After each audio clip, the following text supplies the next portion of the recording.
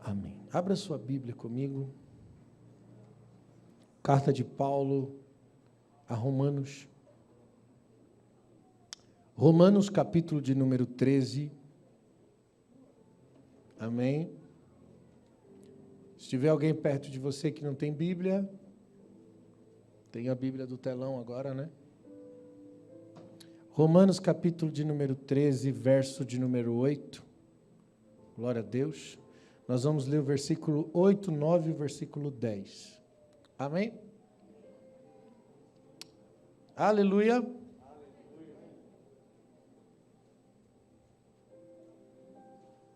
Glória a Jesus. Eu quero falar sobre o significado do amor nessa noite. Romanos capítulo 13, verso 8. Diz assim: a ninguém devais coisa alguma, a não ser o amor com que vos ameis uns aos outros. Porque quem ama os outros, o que acontece? Cumpre a lei. Com efeito. Efeito do quê? O efeito de amar o outro. Com efeito. Não adulterarás, não matarás, não furtarás, não darás falso testemunho, não cobiçarás. E se algum outro mandamento existe, né? Tudo nessa palavra se resume. Amarás o teu próximo como a ti mesmo. Versículo 10. O amor não faz mal ao próximo, de sorte que o cumprimento da lei é o amor. Amém? Pode sentar, fica à vontade. Em nome de Jesus. Esse é o segundo mandamento da lei. Você já sabia disso? Qual que é o primeiro mandamento? Paulo fez uma ênfase ao segundo mandamento. E ele disse que quem cumpre esse segundo mandamento é que cumpre a lei. Mas o primeiro mandamento é amar a Deus acima de todas as coisas. O segundo é efeito do primeiro. Você nunca vai cumprir o segundo mandamento sem cumprir o primeiro. E sabe o que eu percebo quando eu olho para a igreja, no cenário da igreja cristã hoje no Brasil e no mundo? Não só a igreja evangélica, mas todo o cenário religioso. Que nós falamos muito de coisas que Jesus falava pouco. E nós falamos muito pouco de coisas que Jesus falava muito. Nós criamos as nossas teses e as nossas bases de acordo com os nossos interesses. Queremos encher uma igreja, então projetamos algo que é de interesse das pessoas para que as pessoas venham.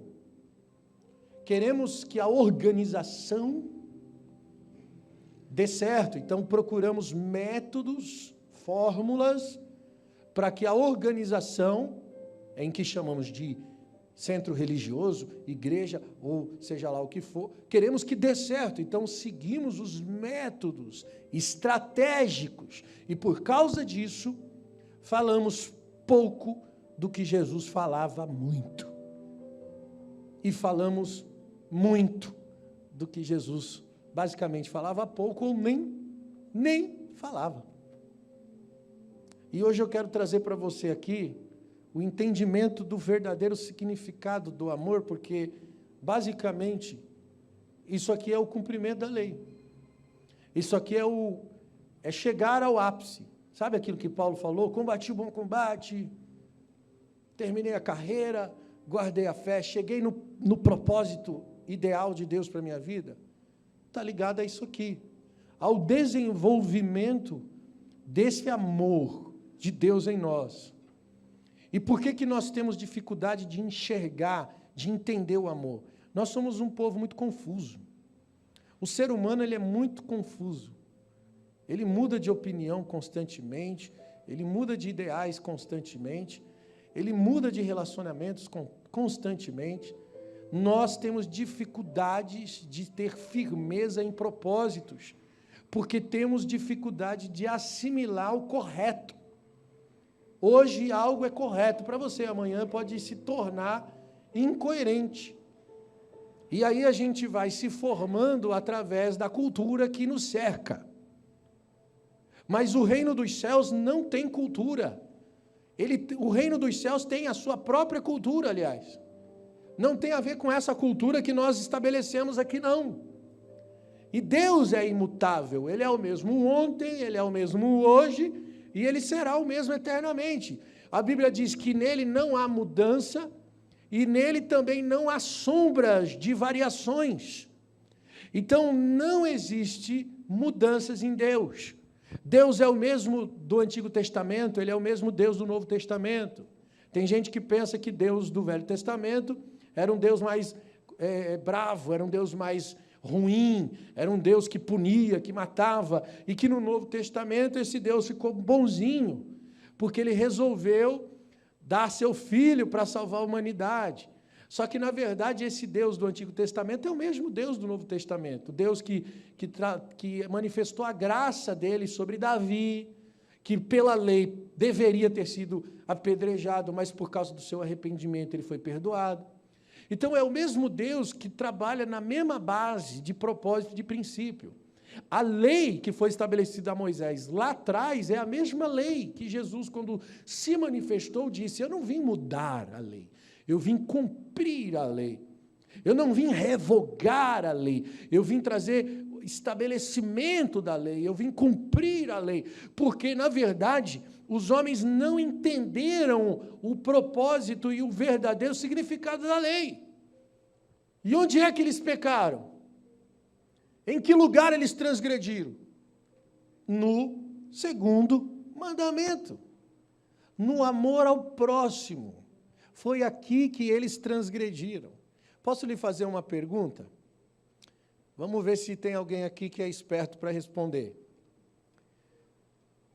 Trouxeram para Jesus uma mulher pega no ato de adultério, para que Jesus julgasse. Aquilo foi de propósito, porque eles queriam ver o que Jesus faria. Porque a lei diz o quê? Que uma pessoa pega no ato de adultério deveria ser apedrejada. Você conhece essa parte da lei? Sim ou não? Sim. Ok. Então trouxeram a mulher para Jesus apedrejar.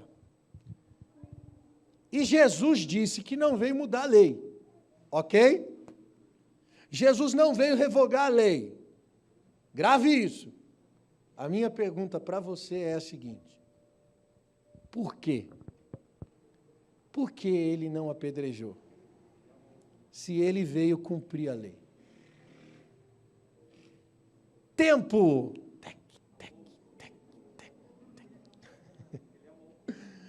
Porque ele amou? Resposta: ele cumpriu a lei. Quem disse que ele não cumpriu? Ele cumpriu a lei, segundo mandamento. Amou o próximo como a si mesmo. Ele cumpriu, ele não deixou de cumprir. Você entende? Eu fiz essa pergunta num programa de rádio uma vez, aí todo mundo respondia: porque atire a primeira pedra quem não tiver pecado. Não, ele não apedrejou porque ele estava exatamente cumprindo a lei. Entende? O amor precisa ser entendido. Nós não entendemos nada sobre amor. Essa é a verdade. Nós vivemos um ditado popular que diz o seguinte, que o amor só é eterno enquanto dura, tá vendo? Só é eterno enquanto dura. Então essa é uma linguagem de uma natureza caída sobre o amor. Mateus 24 fala que nos últimos tempos o amor de quase todas as pessoas esfriaria. Aí eu faço uma pergunta para você: quase todos é muita gente, sim ou não? O que seria quase todos de 10 pessoas? 9. Para ser quase todos tem que ser 9, sim ou não? Aí nós vamos olhar para essa profecia de Jesus que já está se cumprindo, Porque dentro dessa profecia de Mateus 24 tem lá guerras, está aí. Dentro dessa profecia tem lá doenças, pestes que se multiplicariam, está aí, está tudo acontecendo. Terremotos em vários lugares, está aí, já aconteceu, está acontecendo. Então nós estamos vendo a palavra se cumprindo, e dentro dessa palavra está lá escrito: o amor de quase todas as pessoas se esfriando. Isso significa que quando nós olhamos para o cenário religioso, cristão, que no mundo é muita gente, a população brasileira é basicamente composta de cristãos, isso colocando o evangélico, o católico junto, é muito cristão, mas dentro dessa palavra está escrito para mim e para você, para a igreja de Jesus, que o amor de quase todos se esfriaram, mesmo aqueles que estão dentro da casa de Deus. Por causa desse falso cristianismo distorcido, onde as pessoas estão na igreja, mas não entendem nada sobre o amor. Estão na igreja, mas estão alimentando suas concupiscências, porque a mensagem tem mais a ver com desejos do que com o propósito de Deus. Porque o pregador diz mais coisas que têm a ver com as suas vontades e sonhos pessoais e desejos humanos do que propriamente os planos de Deus para você. Então somos convertidos a nós mesmos. Somos idólatras do nosso próprio ventre. Pelo fato de levarmos o nome de cristão, isso não me torna salvo. Eu disse aqui numa outra mensagem que há pessoas que pregam em nome de Jesus a mensagem do diabo. Porque a mensagem do diabo para a mulher lá no início, a serpente disse: come, você será poderoso. A mensagem do diabo para Jesus no deserto é: eu te darei os reinos desse mundo, se dobrar e se prostrar. Tudo a ver com desejos, tudo a ver com individualidade, tudo a ver com recompensa individual, tudo a ver com vontades humanas, não com propósitos celestiais. Então eu posso estar pregando em nome de Jesus uma mensagem do diabo, porque não é o evangelho de Jesus, é um outro evangelho. E nós precisamos urgente desmistificar a igreja dessa mentalidade. Precisamos de uma reforma mental sobre o evangelho de Jesus nos nossos dias. Precisamos de uma lavagem pela água e pela palavra. Que o Senhor levante homens e mulheres de Deus que estabeleçam esse princípio e esse propósito no nosso meio, não só com palavras, mas com espírito e vida. Irmãos, a verdadeira natureza do amor está descrita lá em 1 Coríntios capítulo 13 e versículo 8, que diz que o amor jamais acaba, ele não é eterno só enquanto dura, ele é eterno mesmo. Ele tudo sofre, ele tudo espera, ele tudo suporta, ele nunca acaba. Essa é a verdadeira definição daquilo que chamamos de amor. Por isso o amor não é um efeito, o amor é a causa de tudo. Todas as coisas que existem por causa do amor. O propósito da existência de todas as coisas é uma relação de amor.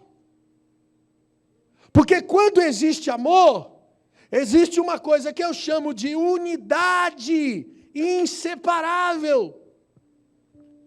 A definição do amor é unir todas as coisas, tornando todas as coisas uma única coisa. Por que o casamento representa Cristo e a igreja, segundo a palavra de Paulo lá em Efésios capítulo 5? Por que Paulo usou essa alegoria para dizer que assim como a mulher, ela deve ser submissa ao marido, como a igreja é submissa a Cristo, que o marido deve dar a vida pela esposa, assim como Cristo deu a vida pela igreja. Ele usa o casamento como alegoria para falar sobre o relacionamento da igreja com Cristo. Porque, irmãos, quando se sela uma aliança, isso é feito com pacto de sangue. Isso faz de dois uma só pessoa. Você sabia que o sexo é casamento?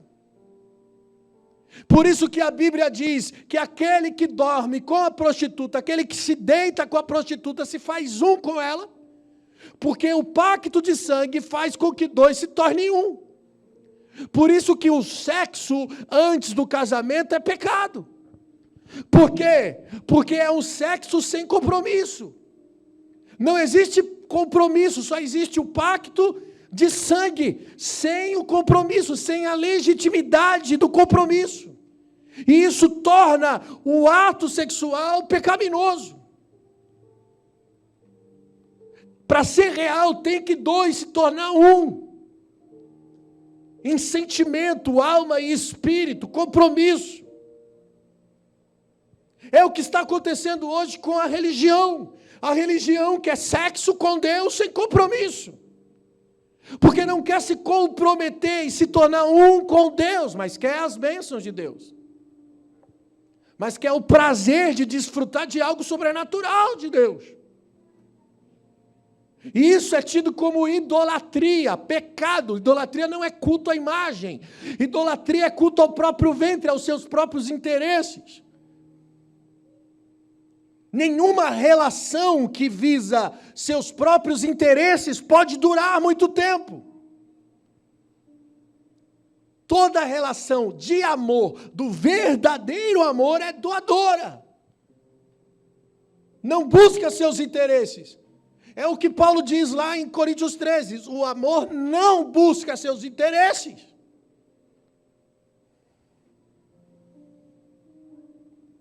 O propósito de Deus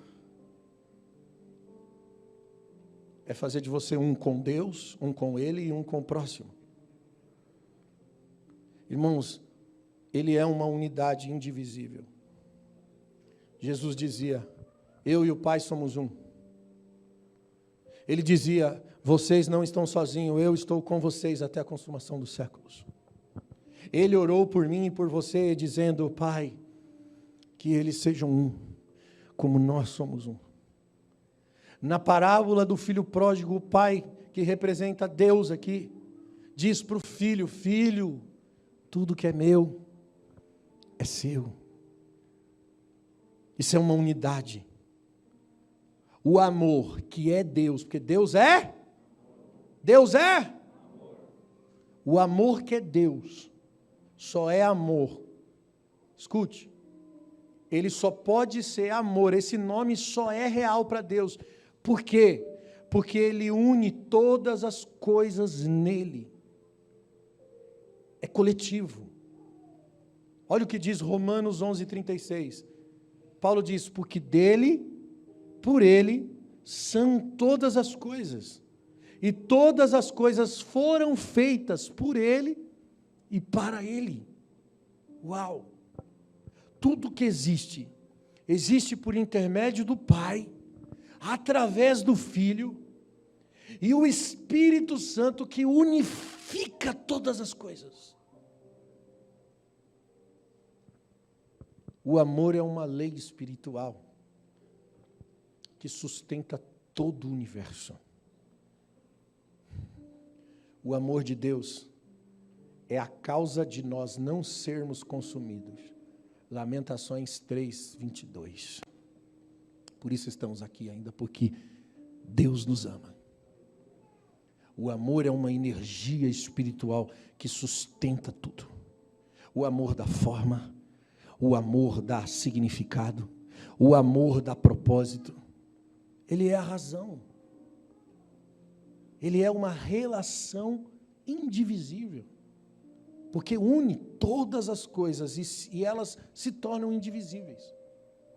Tudo que Deus criou depende uma coisa da outra. Nada da criação é sozinho. Nada da criação funciona individualmente.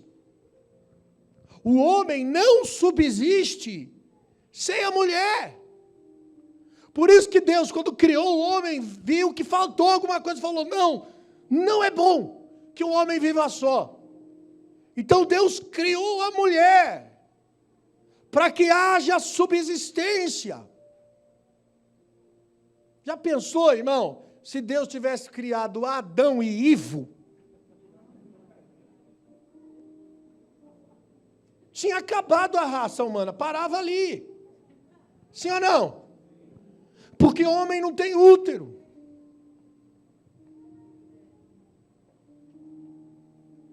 Homem não tem vagina. Porque me perdoe, a relação sexual de dois homens é na fossa. Sim ou não? Não revela o Criador. Não traz Deus para o centro, não revela Deus. Então não era bom que o homem vivesse só. Deus fez a mulher para que houvesse continuidade, para que houvesse subsistência, para que continuasse o processo de vida. Amém? Então você percebe que todos os seres vivos, Deus fez macho e fêmea. Porque a subsistência depende da unificação das partes. E isso revela o quê? Revela o amor. Quando eu olho para todas as coisas da criação, por exemplo, o homem depende do fruto da terra para comer. Só que a terra, para dar fruto, depende da água. A semente depende da terra. A terra que depende também da luz do sol, que também depende da água, que a água também depende do oxigênio. Logo, todas as coisas dependem uma coisa da outra para funcionar. Nós precisamos da água, nós precisamos do ar, nós precisamos da terra para cultivar. Todo ser vivo depende de todo o ecossistema funcionando de maneira adequada. E quando nós olhamos para o ecossistema, nós percebemos o quê? Que uma coisa depende de outra coisa.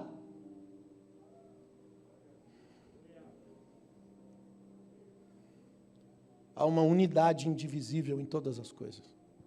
Pense. Nós estamos vivendo em uma bola de água flutuante no meio do universo. É isso que a Terra é, uma bola de água flutuante. E se essa bola de água flutuante parasse de rodar?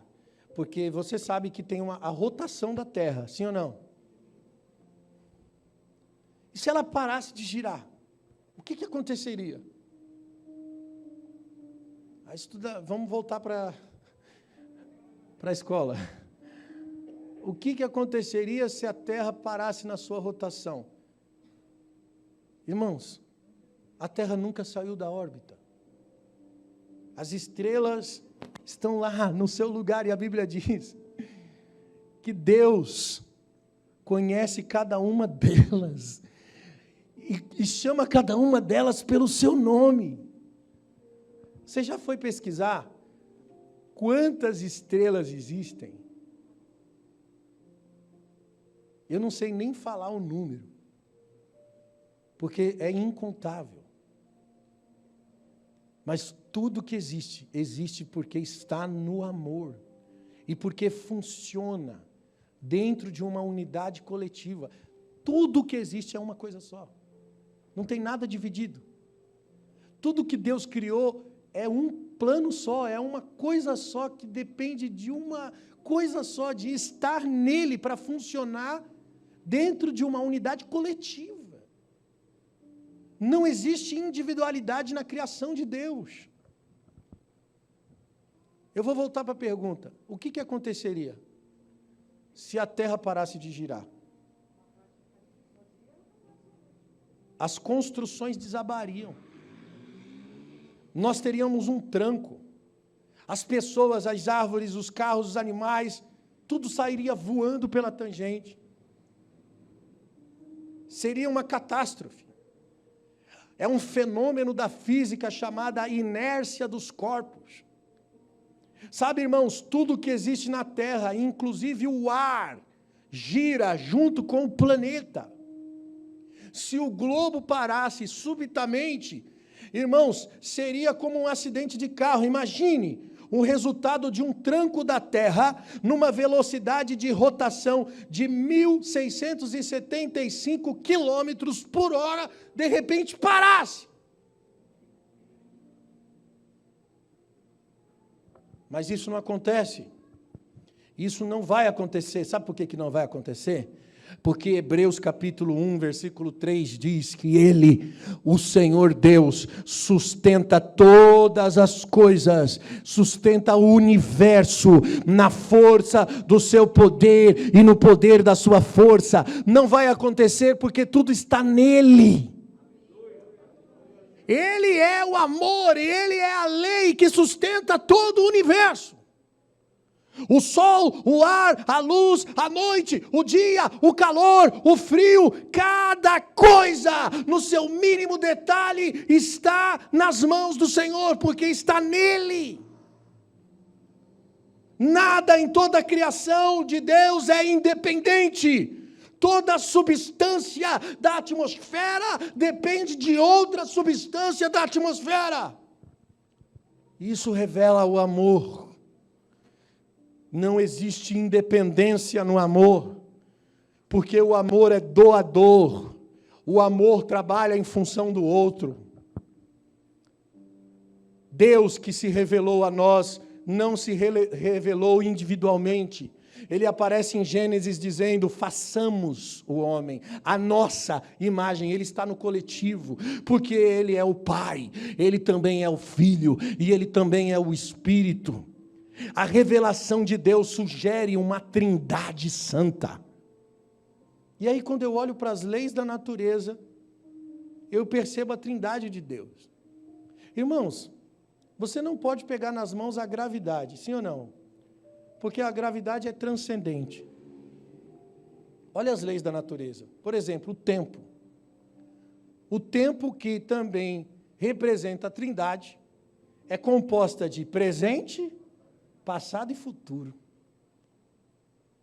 O espaço, que também é transcendente, e é composta pela trindade, largura, altura e profundidade.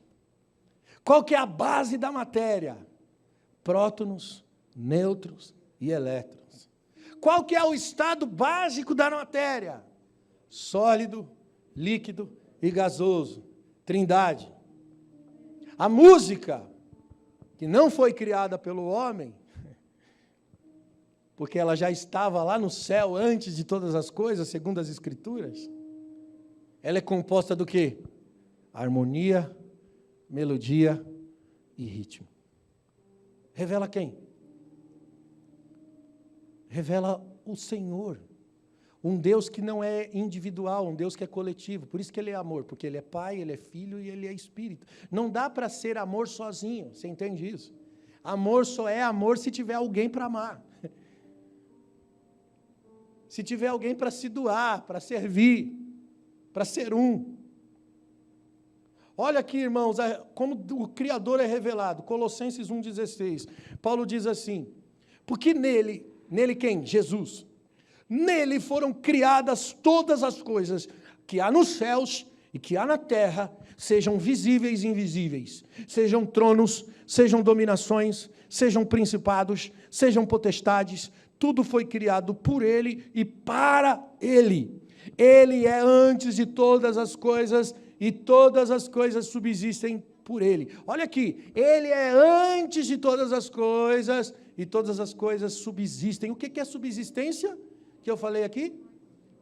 A subsistência do homem depende da mulher.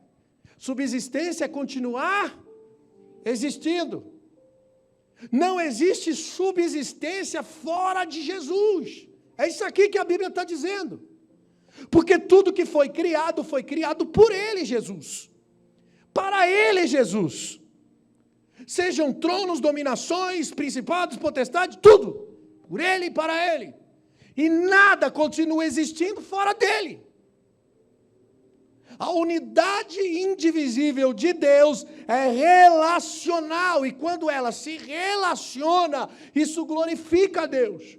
Olha o que diz Romanos capítulo 1, versículo 19. Paulo diz assim: pois o que Deus se pode conhecer é manifesto entre eles, porque Deus se manifestou. De que forma?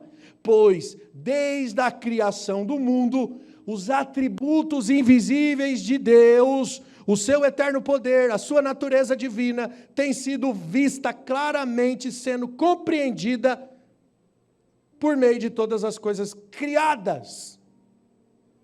Por isso, os homens são indesculpáveis, porque tendo conhecido Deus, não glorificaram como Deus, não lhe renderam graças, mas os seus pensamentos tornaram fúteis, os seus corações insensatos se obscureceram. Olha que pesada essa palavra.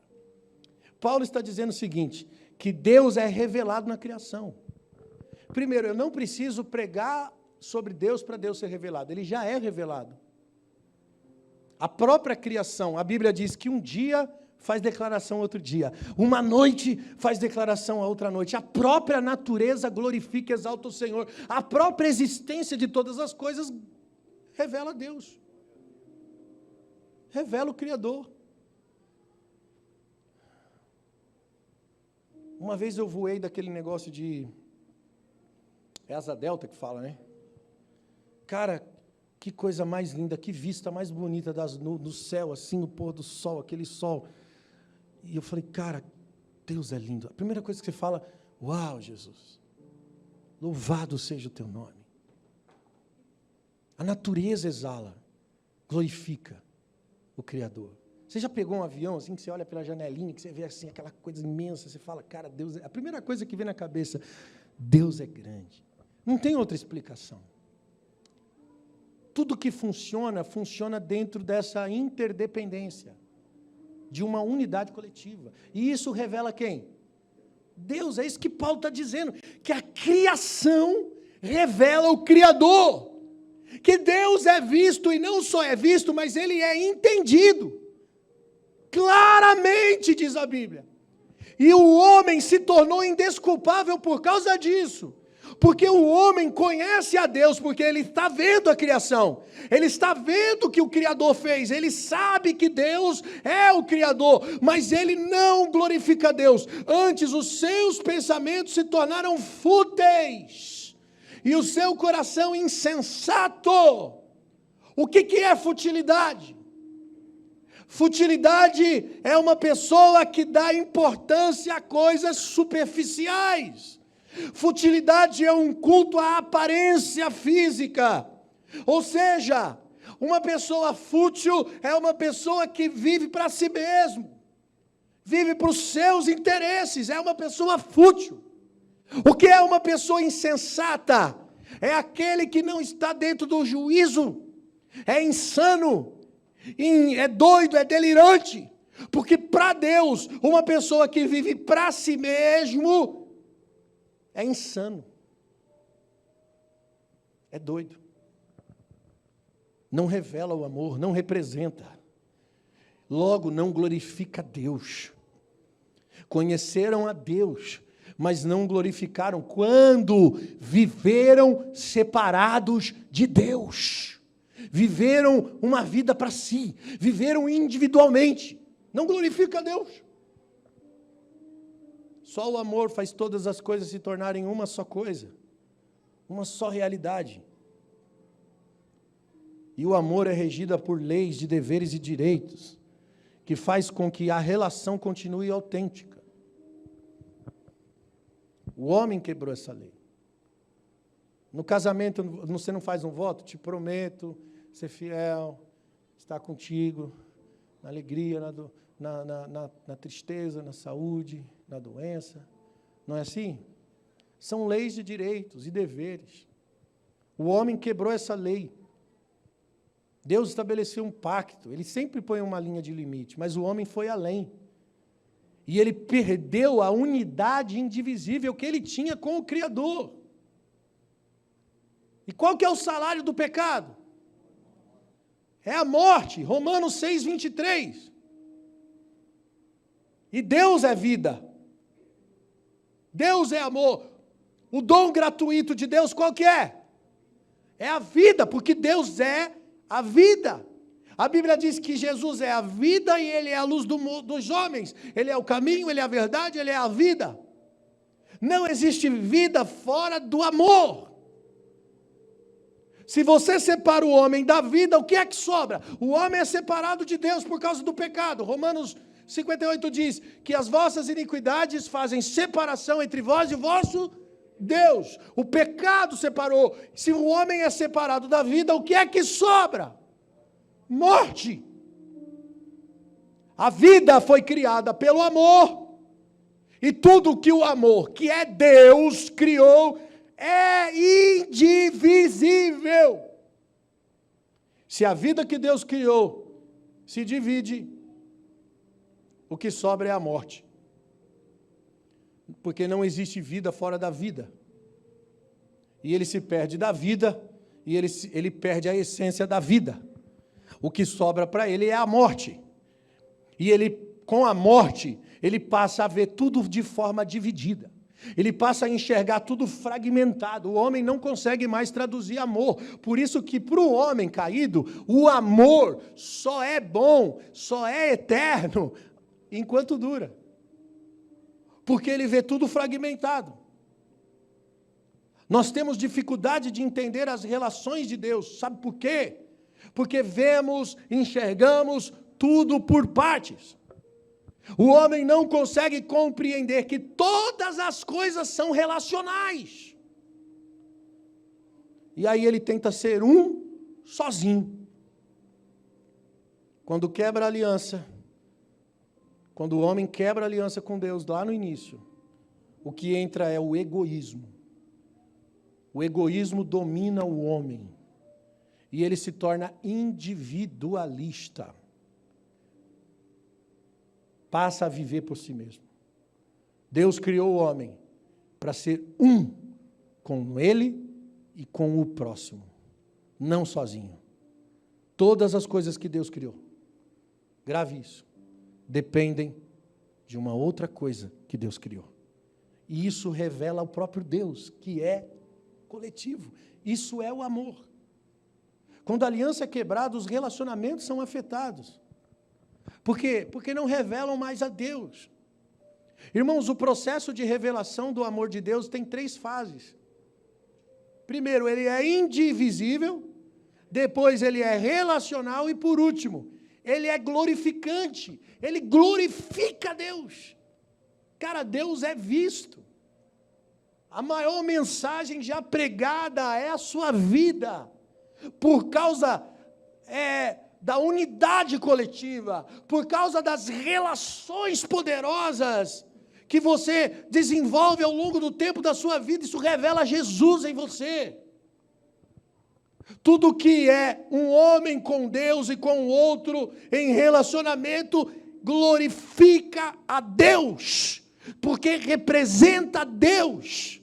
Dá para entender por que os bem-aventurados lá das bem-aventuranças de Jesus, ele fala, bem-aventurados pacificadores, bem-aventurado os humildes, bem-aventurado aqueles que são caluniados, perseguidos.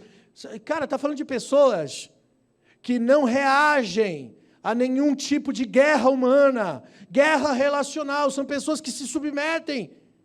Pastor, então ser cristão é ser bobo. Não, cara, é ser esperto. Ser esperto. Você acha que Jesus foi bobo indo para a cruz? A Bíblia diz que ele tinha em vista uma coroa de glória, muito mais excelente. Ele sabia qual era o resultado. Porque a visão dele não era individual, ele não enxergava o tempo presente, ele enxergava todas as coisas de uma coisa só. Ele conseguia ver o Cronos, o Deus que faz o fim desde o começo. Ele sabia onde ia terminar. Às vezes, irmão, um homem perdido, o homem desligado de Deus, ele não vê o futuro, ele só vê o momento. Você já viu aquela frase, viva o momento, seja feliz aqui e agora.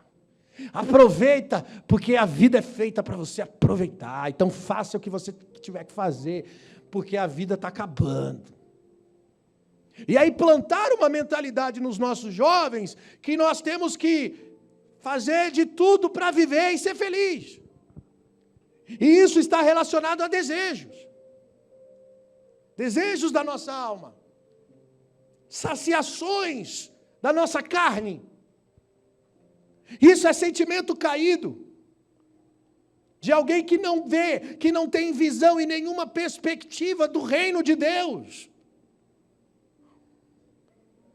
Quando os nossos relacionamentos estão fundamentados em leis de direitos e deveres, eu vou te dizer, nós funcionamos para revelar a Deus. Nós representamos o amor, que é indivisível, que é relacional e que é glorificante. E Deus passa a ser visto na forma como nós nos relacionamos, principalmente naquilo que nasce dos nossos relacionamentos. Sabe qual é o medidor que comprova que Deus está sendo um comigo, através de uma unidade relacional com outra pessoa? É aquilo que nasce desse relacionamento. As pessoas querem ser uma sozinhas e elas não conseguem ter relacionamentos férteis. Não são produtivos seus relacionamentos. Não dá certo com nada e com ninguém. E o pior é que todo mundo está errado e você está certa. Quando um homem se une com uma mulher, deles nascem uma coisa que é maior do que eles dois. Os filhos. Os filhos, para verdadeiros pais, os filhos estão acima dos próprios pais. Os verdadeiros pais põem os filhos acima deles mesmos. E isso é uma graça natural, porque a Bíblia diz aqui, Jesus disse que o homem mau sabe dar boas dádivas aos seus filhos. Isso é uma graça natural. Todos nós nascemos com essa graça natural de amar. Porque fomos feitos pelo amor. Deus é amor. Então nós já nascemos agarrados na mãe. Sim ou não? A criança sai do ventre chorando. Quando a mãe pega, acabou. A criança, o bebê gruda na mãe ali, ela está com quem ela já nasce amando. É uma graça natural. Nós amamos, todo mundo aqui ama alguém, sim ou não? Amém? Posso ouvir um amém? Amém. Só que esse amor que nós amamos, não é um amor perfeito. Por causa da separação do homem e o Criador. E aí nós deixamos de enxergar o amor como ele deveria ser. E passamos a enxergar o amor no ditado popular. O amor só é eterno enquanto dura. Porque é uma forma diluída de ver o amor. Porque o homem não consegue mais acreditar naquilo que ele não conhece. Ele não conhece a Deus. Ele se separou de Deus. Deus é amor. E ele não se relaciona mais com o amor original. Então ele só tem um gene do amor, ele só tem uma graça natural do amor que vem da criação dele, que vem da existência dele, mas ele mesmo não sabe lidar com o amor que ele sente, porque ele não consegue discernir por não ter mais relação com o amor original. Nós precisamos mais do que uma revelação do que é o amor de Deus. Nós precisamos ir a fundo sobre o amor que une, que faz de todas as coisas uma coisa só. O amor é a lei do reino. Aleluia. O amor é a lei do reino. E Deus tem uma forma de amar. É através do zelo. O zelo é o formato do amor. Quer ver que vou mostrar para você que você tem dificuldade de discernir o amor? Quem ama? Quem ama? Você que vai me responder. Quem ama fere a pessoa que você ama? A pessoa amada? Quem ama faz algo que prejudica a outra pessoa que você ama? Sim ou não? Sim ou não? Todo mundo unânime dizendo não. Quer ver agora eu mudar a sua resposta? Eu vou fazer a mesma pergunta, de forma diferente. Ei, você já feriu alguém que você ama? Sim ou não? Mudei sua resposta. Por quê? Porque o seu amor é desconfigurado. Porque o seu amor é diluído. Porque não tem relação com o amor original, que é Deus. Então você não sabe amar. E aí você fere alguém que você ama, aí você prejudica alguém que você ama, e mesmo que você se arrepende depois, que é o caso da grande maioria, já é tarde demais, você já machucou, você já errou, você já feriu. Por isso que o formato, e é aqui que a gente precisa entender, o formato de como o amor funciona é zelo. A Bíblia diz que Deus, que é amor, o seu nome é zelo.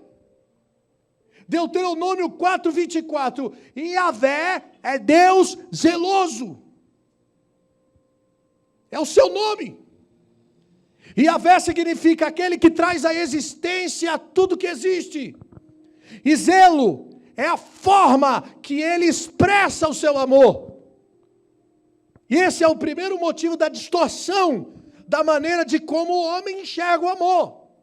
Porque o homem enxerga o zelo de forma diluída também.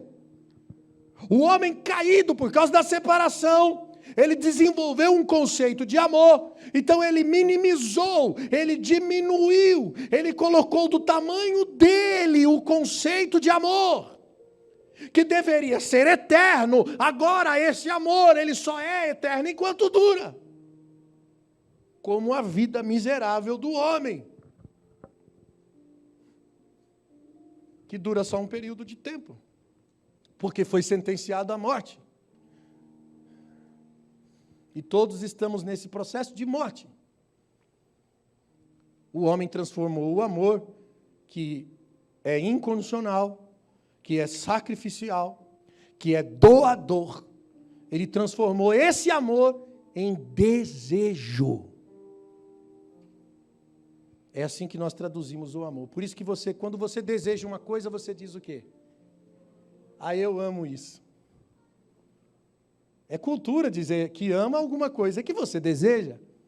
Porque essa é a mentalidade do homem caído. O que é que move o mundo? É o desejo. É a concupiscência, que é a mesma coisa que desejo. 1 João 2,16, porque tudo que há no mundo, a concupiscência da carne, eu preguei aqui esses dias, as 3 barras da concupiscência. A concupiscência da carne, a concupiscência dos olhos, a soberba da vida, não vem do Pai, mas vem do mundo. O mundo passa e a sua concupiscência, mas aquele que faz a vontade de Deus permanece para sempre. Qual que foi o argumento da serpente quando introduziu o homem a quebrar o pacto? Falou para o homem, você tem uma necessidade.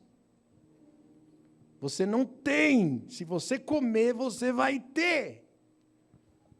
E o homem deu ouvido à serpente. E ele foi convencido de que tinha uma necessidade. O homem deixou de enxergar a grandeza do seu próprio ser e começou a se ver como alguém que era insuficiente. Que o que ele tinha não era o suficiente. Porque quando você acredita que não é o suficiente o que você é ou o que você tem, você pensa que precisa ter alguma coisa para ser feliz ou para se completar. E é isso que move o mundo, amado. Concupiscência. Porque o homem se sente incompleto. O homem se sente insuficiente. E isso é carência. Ele não se sente amado. E carência é uma desgraça. Quando o homem é pleno, na extensão do seu ser, ele se sente amado. E o amor está no significado do ser, não no significado do ter coisas. Mas a humanidade se baseia no ter e não no ser. Então, se eu tiver isso, eu vou ser feliz. Se eu tiver aquilo, eu consigo o ápice da minha vida. Não, gente, a gente vê pessoas que têm tudo e não têm nada ao mesmo tempo. Que são escravos da depressão. Tem dinheiro, tem iate, tem casa na praia, casa não sei aonde, tem bens, tem dinheiro, tem tudo, mas não tem nada. São escravos. Porque não é o dinheiro, não são coisas, não tem a ver com ter, tem a ver com ser. Isso é uma mentira da serpente. Essa é a estratégia maquiavélica desde o início, que continua sendo usada. É a arma mais poderosa do diabo contra a humanidade. É plantar nele esse sentimento de carência, de que precisa ter. Isso se chama concupiscência. Nós não precisamos ter nada. O que somos é o que tem significado, amado. A cultura de amor do mundo é: se eu me sinto desejado, eu me sinto amado. Aí a gente busca pela fama, porque me sentir famoso, reconhecido, pô, eu me sinto amado. Aí a gente busca, por que algumas jovens usam roupas sensuais? Pessoas, mulheres, não precisa ser jovens, todos. A gente vê um mundo todo sensual, né? Você liga a televisão, você olha nas ruas, você vê um mundo sensual, irmão. Daqui a pouco as meninas estão andando de calcinha e sutiã na rua, sim ou não? O negócio está doido. Por que essa cultura? Porque se eu me sinto desejado, eu me sinto amado. É uma carência. É um vazio.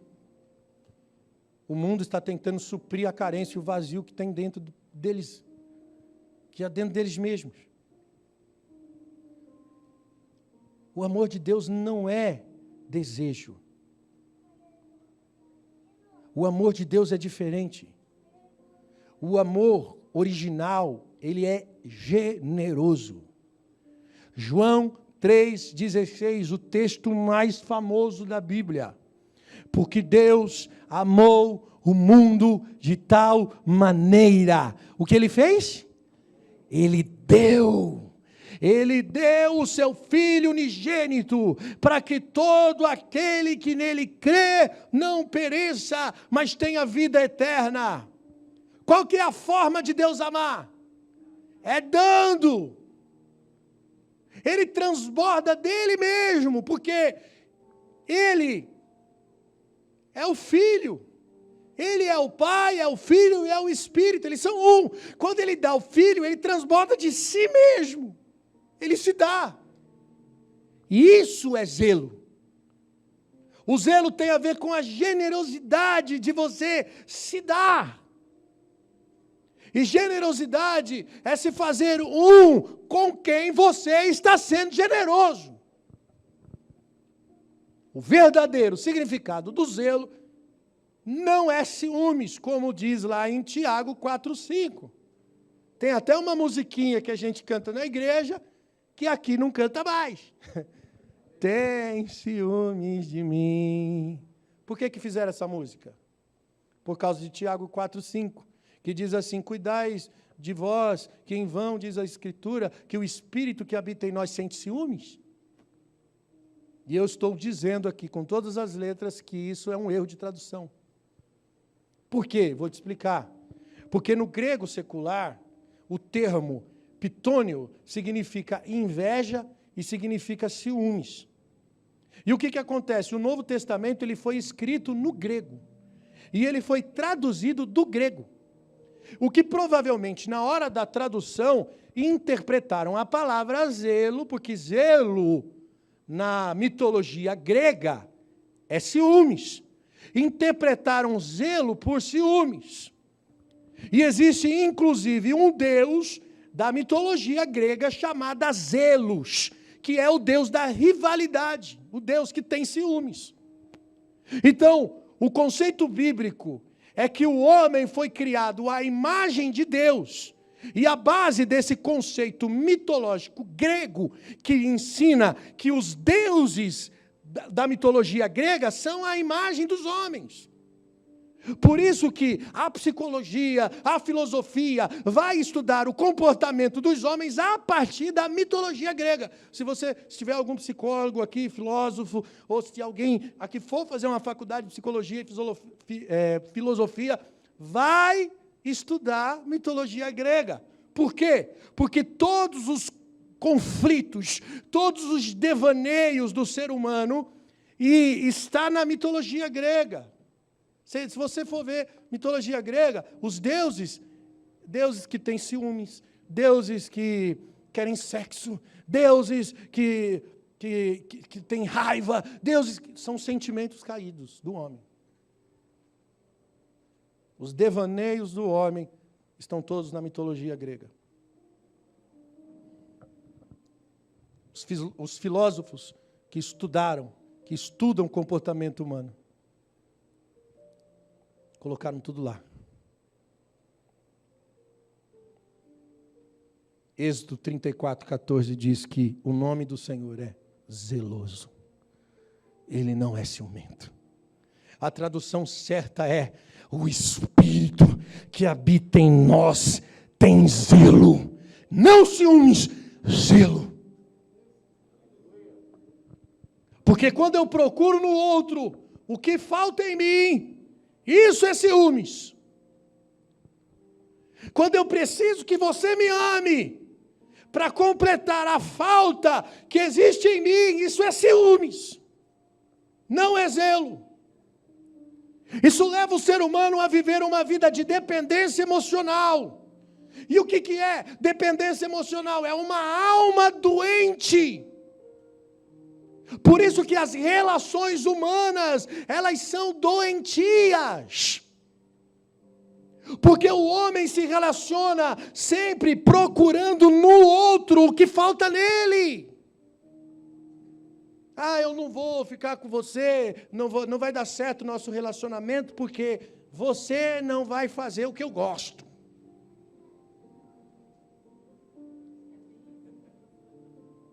É procurar no outro o que falta em você. Porque você não é bom para mim. Porque você não tem o mesmo jeito. Porque você não pensa igual. Porque, irmão, você não vai casar com ninguém nunca na vida. Primeiro, porque você está procurando no outro o que falta em você. Isso é ciúmes. Isso é formato de amor caído. Posso dizer uma coisa? Vai dar ruim. Vai dar ruim, não vai aguentar, irmão. O casamento vai acabar rapidinho. Não vai para frente. Por isso que a gente olha para o mundo e vê uma sociedade, família falida. O zelo de Deus não é procurar no outro o que falta nele. Porque em Deus não há falta de nada.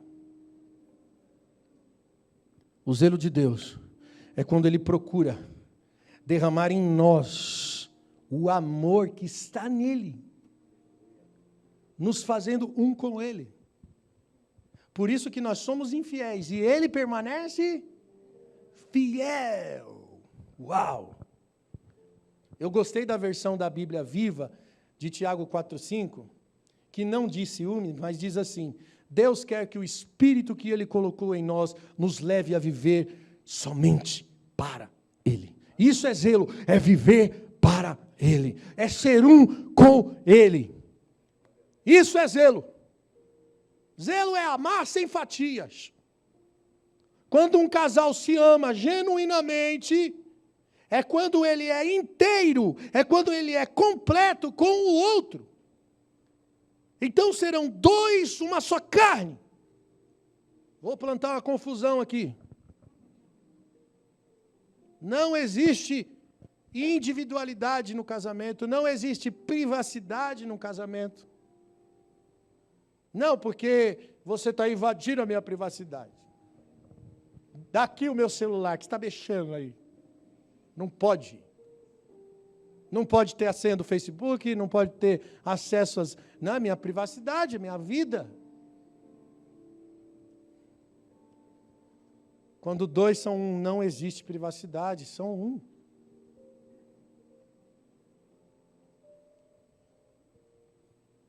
E vou falar uma coisa aqui, eu falei que ia plantar uma confusão. Vou plantar. Quando não deixa ver, quando não quer dar a senha, tem coisa errada. Por que não pode mostrar? É ou não é? Só cai nesse argumento quem quer. Privacidade. Ah, pentear macaco, rapaz. Acabou minha bateria aqui, né?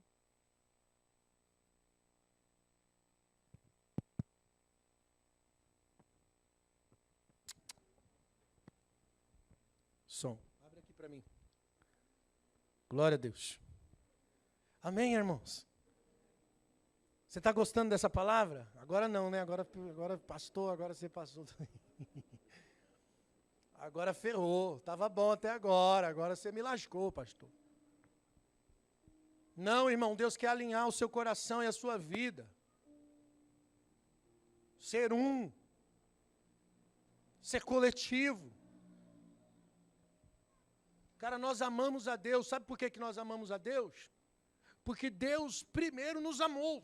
Está lá em 1 João 4,19. Nós o amamos porque Ele nos amou primeiro. Você já ouviu a expressão voltar ao primeiro amor? Voltar ao primeiro amor é isso. É voltar a enxergar o amor de Deus que nos une ao primeiro amor. Voltar ao verdadeiro, ao original, que nos ensina a amar com o original. O amor é zeloso. O amor ama sem imparcialidade e de forma inseparável. Somos infiéis, mas Deus permanece fiel. Por que Deus permanece? Porque Ele é inteiro com aquilo que Ele ama.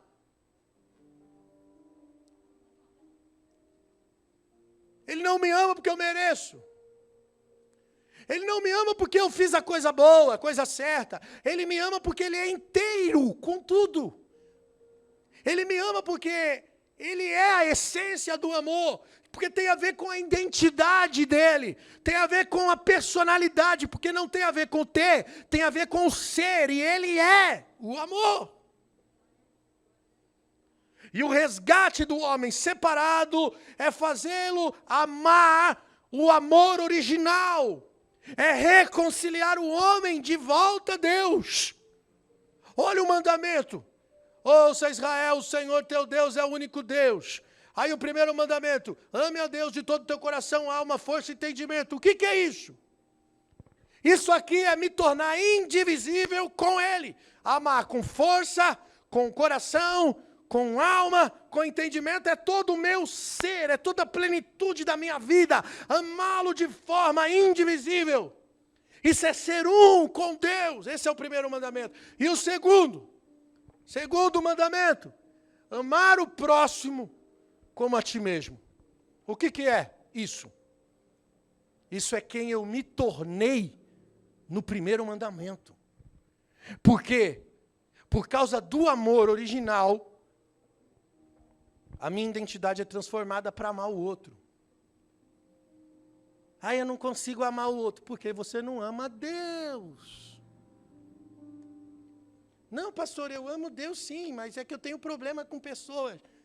Você não ama Deus. Você pensa que ama. Não ama, ainda, você pode até amar a Deus, mas no formato caído. No formato do amor, que é bom enquanto dura. Porque daqui a pouco você está dizendo assim, Deus não liga para mim. Hoje é meu último culto. Se Deus não fizer, eu paro, estou chateado. Já viu a expressão? Estou chateado com Deus. Eu não tenho paciência com isso, não.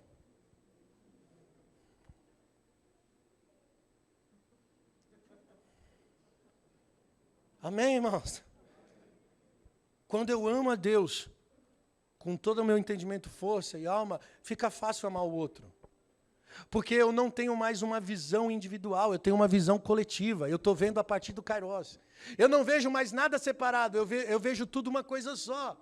Dá para entender por que Jesus lá na cruz, os caras blasfemando, xingando, falando blasfêmias, e Jesus olha para o Pai e diz: Pai, perdoa-os, porque eles não sabem o quê?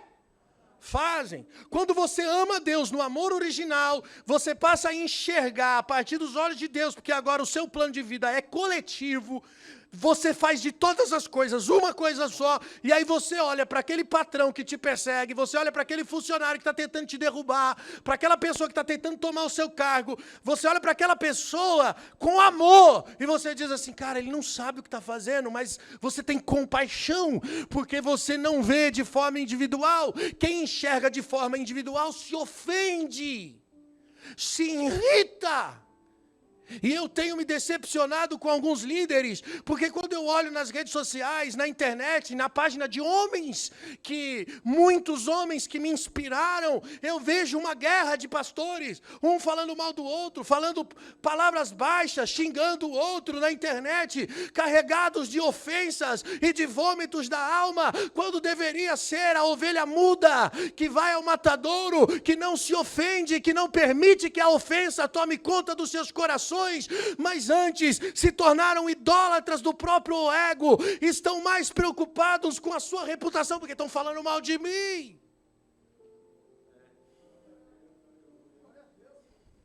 Não importa o que os outros dizem a seu respeito, o que importa é o que Deus sabe a teu respeito, quem você é diante de Deus.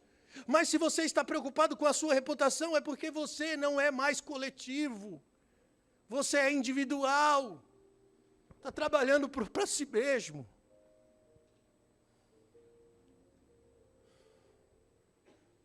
Não podemos nos perder, cara, porque o que rege o mundo, concupiscência da carne, dos olhos e a soberba da vida. Isso nos tira desse lugar coletivo, e a gente não consegue mais olhar para o ofensor e dizer: perdoa-os, eles não sabem o que fazem, porque nós sentimos ódio, raiva, rivalidade, estamos igual o deus grego dos Zelos, o deus da rivalidade, nos tornamos homens caídos, com uma Bíblia na mão.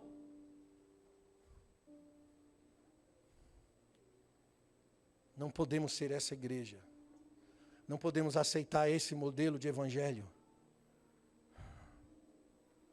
Por isso, irmãos, não tem a ver com ter, tem a ver com ser. Eu não ligo mais para isso, cara. No começo, a nossa imaturidade nos leva a querer fama, a querer posição, a querer um lugar, a querer, sabe, o respeito do mundo e das pessoas. E isso tudo é vaidade. Tudo é vaidade. Eu perdi essa gana. Falar de Jesus é muito bom,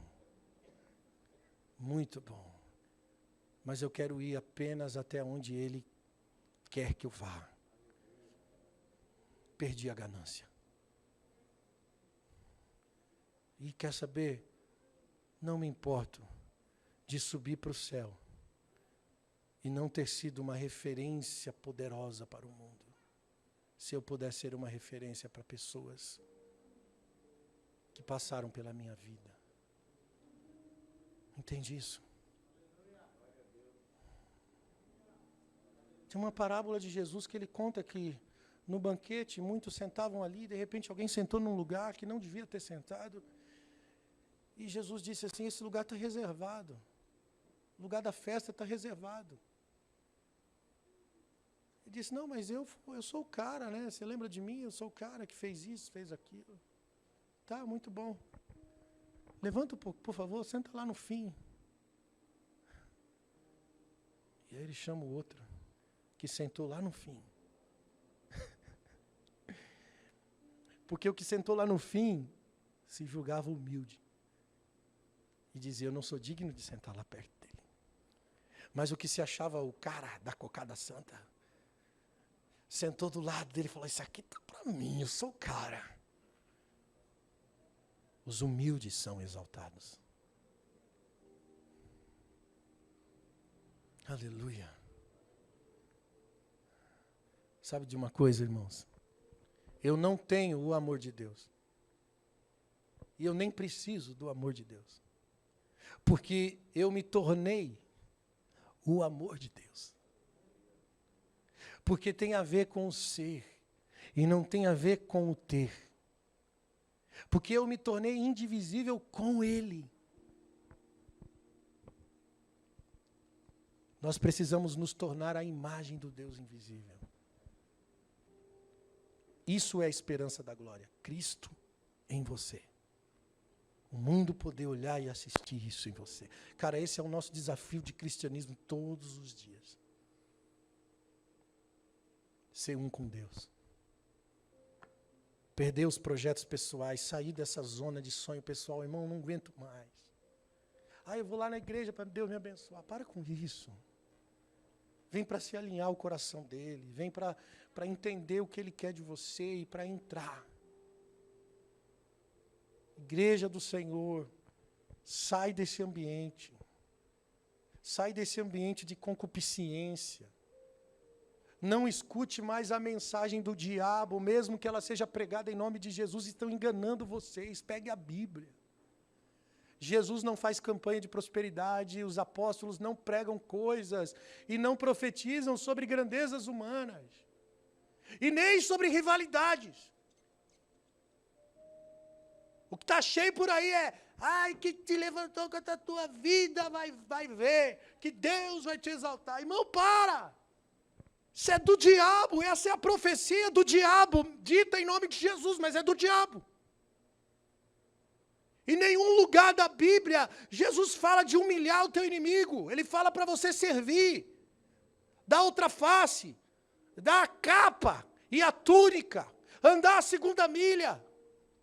Uma vez eu vi um pregador pregar dizendo assim, porque Deus tem uma mesa na presença dos teus inimigos. E aí ele profetizava para a pessoa, dizendo assim, Deus vai humilhar aquele que te levanta. Irmão, isso é a profecia do diabo. E como é que eu sei? Porque a própria Bíblia responde à própria Bíblia. O texto original é o seguinte, é um salmo de Davi. Ele diz que Deus prepara uma mesa na presença dos meus inimigos, ele unge a minha cabeça com óleo, o meu cálice transborda. Por quê? A bondade, a misericórdia do Senhor me seguirão por todos os dias da minha vida. Não é uma mesa da rivalidade, não é a mesa para humilhar, é a mesa para servir, e você se torna o garçom do teu inimigo, você vai servir, você vai ser bom para ele. Não aceite isso mais. Eu não aguento ouvir mais, irmão, tem irmão que manda videozinho no WhatsApp, e aí você vai ver o vídeo, tem uma mulher profetizando lá, porque eu vejo que Deus, olha, que as pessoas estão sentindo inveja, mas Deus vai te exaltar perante elas. Que não sei o que, fizeram obra de macumbaria, mas olha, Deus vai pegar essa pessoa e vai colocar ela lá no sofrimento, e você vai se exaltar. Irmão, não aguento mais, gente, pelo amor de Deus, deleta isso. Não compartilha essa desgraça, isso é a mensagem do diabo. Isso é engano, sofisma. O amor é coletivo. Mesmo com quem me faz mal, pastor? Sim. Sim. Mesmo com quem te persegue. É assim que Cristo é revelado. O amor, ele constrange. O verdadeiro amor original. Nós amamos porque Ele nos amou primeiro. Ele foi lá e fez, e deu uma resposta para a ofensa.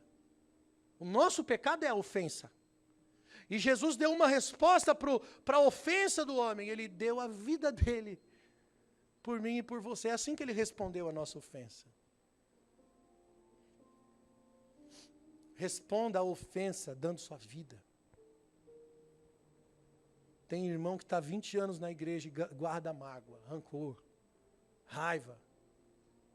Não, eu perdoei, mas a pessoa lá, eu aqui. Mentira, isso não é perdão. Porque perdão é você dar à pessoa o mesmo lugar que ela tinha antes de ferir você. É reconstruir. É começar de novo. Esse é o amor de Jesus. Esse é o amor de Deus por nós. O homem pode cair até 7 vezes e o Senhor o levantará. É um amor persistente, que luta até o fim.